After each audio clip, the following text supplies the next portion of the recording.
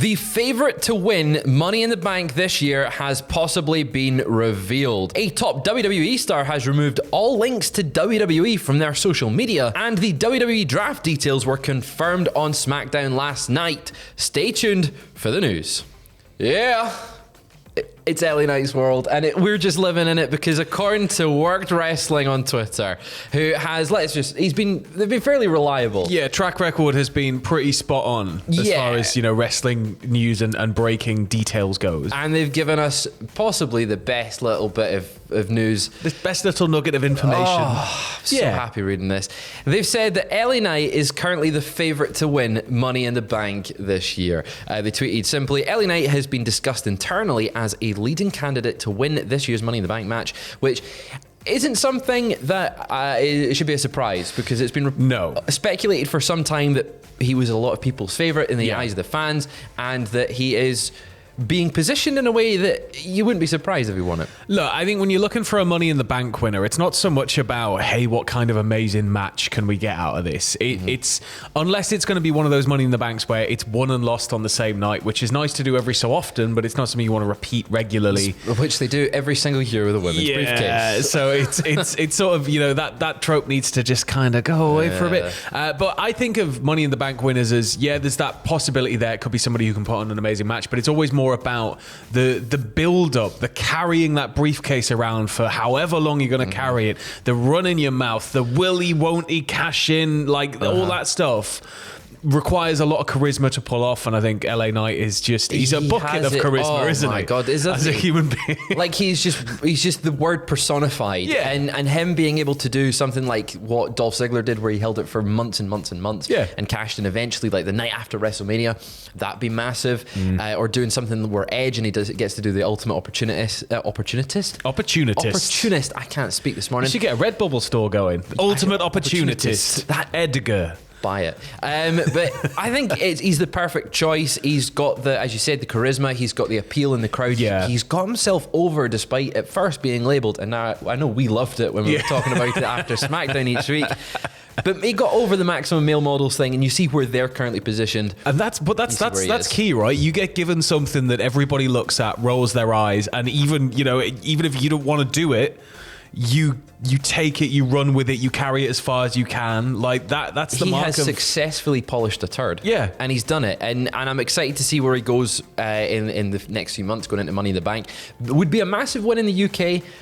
And also a weird not to have a UK superstar win it, but I think that it doesn't matter when you're as over as what are you LA on about? Knight. It used to be Eli Drake in Impact Wrestling huge in the UK Massive for a very long time. He's basically a UK star. He's got shoes of a champion as well. But he has got shoes of a loser after he lost to Xavier Woods on last night's SmackDown. But he has pretty much been positioned as a key guy, despite not appearing. There's nobody else I can think of under the kind of current regime, as rocky as it feels right now, who could take it as far as he could take it, and therefore I think he has to win it. He's got to.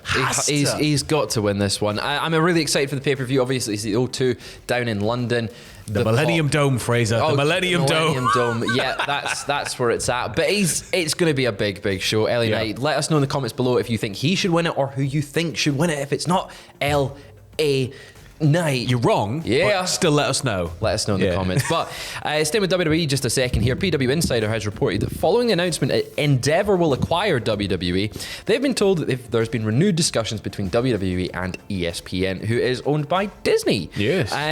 About potentially working together on a new project. Do you want to tell me a little bit about what's going on, Sam? So the report notes that the project isn't, being discussed as a weekly series. Discussions are still in the very early stages and ongoing. The report continues saying that the feeling in WWE is that with rights fees coming up and the acquisition taking place, WWE will be wanting to get their brand out and on as many platforms as possible. And when I think of ESPN and WWE's relationship, it would be incredible. If WWE could get eventually a TV deal with ESPN, really get in there with all of the legitimate sports and have that kind of big forward-facing thing that's going to normalize wrestling, I guess, to a lot more of the people who look at it and go, it's fake.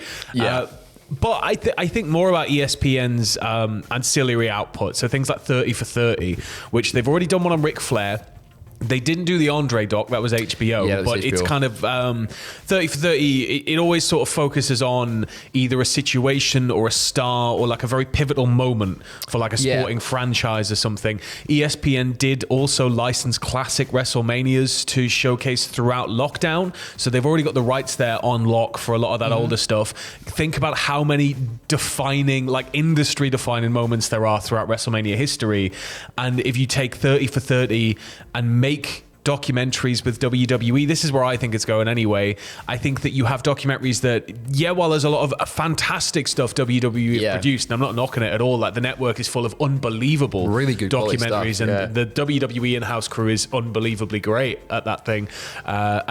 God, you can tell I just lost my train of thought there, didn't you? Filmmaking. That thing. But I think ESPN has that much bigger reach. 30 for 30 as a brand, ESPN as a brand, there's a lot more going on there. So it wouldn't surprise me if it's something documentary related. I think that's a good bet there. It also gives ESPN and Disney Plus some content over here that caters and gets, as the report notes, gets WWE's brand on as many different things as possible, so that when there's a bidding war for the rights, this is it. Everyone wants it. We're here, we're everywhere, we're doing all of this stuff. And, the fact it's ESPN as well means they're probably going to get access to stars. There'll be like a premiere I remember the Flair one, they really rolled out the red carpet with it. There was like media appearances to discuss it. And it's an exciting time to see what WWE does with ESPN, but we'll stay tuned on that one. But there's lots of speculation about the future of the next talent we're about to discuss. And it's Drew McIntyre, my boy from Scotland, Drew McIntyre. He's currently off TV dealing with an injury or an illness that has not been revealed at this time. But he seemingly has removed all references to WWE apart from his Twitter handle from his Twitter. He's blacked out his profile picture. He's blacked out his banner photo. He's removed his whole bio and everything like that.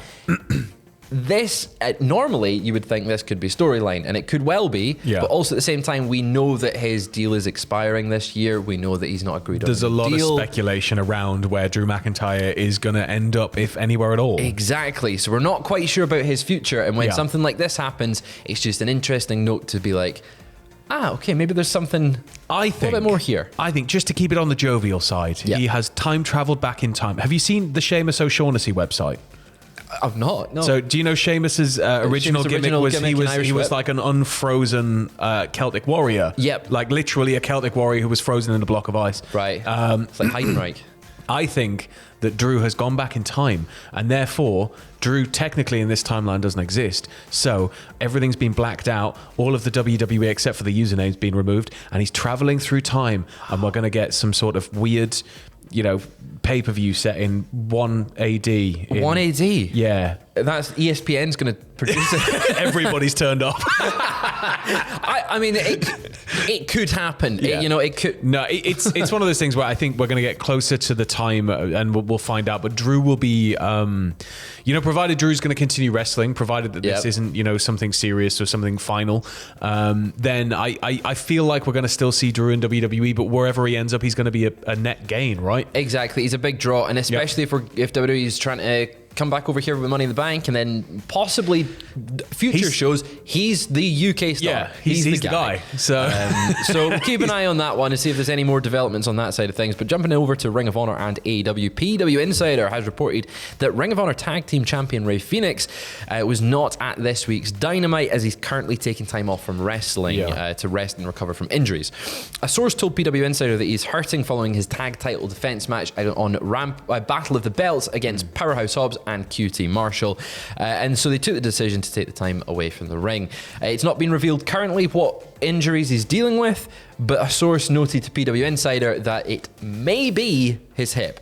He's got a very flippy style, which, the hip is taking the brunt of the impact on a lot of that. Every sort of landing where you're up and off the feet and landing with any sort of force, it's connecting and sitting right there in the hip, right? On the hip bone. And you would hope that this time off, he'll obviously he'll be missed from TV, but they can fill in the gaps. AEW has a rather extensive roster. I feel that they can maybe fill the gaps in, maybe bring Pac over to fill that little place while Rey Fenix is recovering. But obviously, we wish him best of luck in his recovery and hope to see him back in the ring at some point soon. I'm sure we will.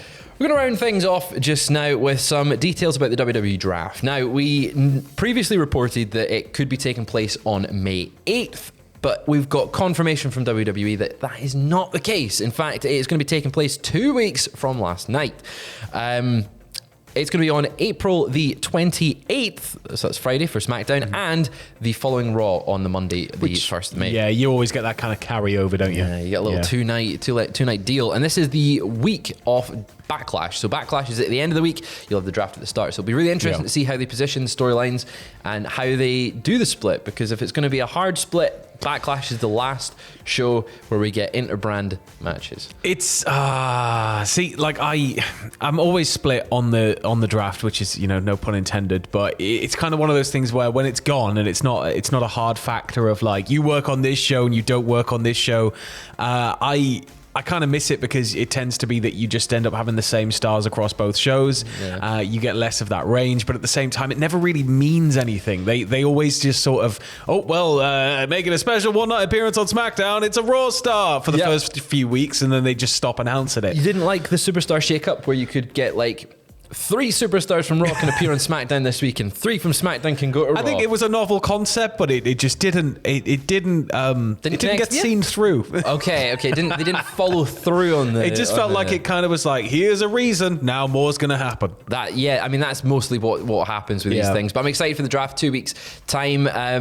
I feel like that's when we'll maybe see some titles getting split. Yeah. Because also on that show, it was announced on SmackDown that the Usos will get their rematch for the WWE Undisputed Tag Team Championships against Sami Zayn and Kevin Owens. So that is the night of the draft. Potentially we'll see some tag teams getting split up.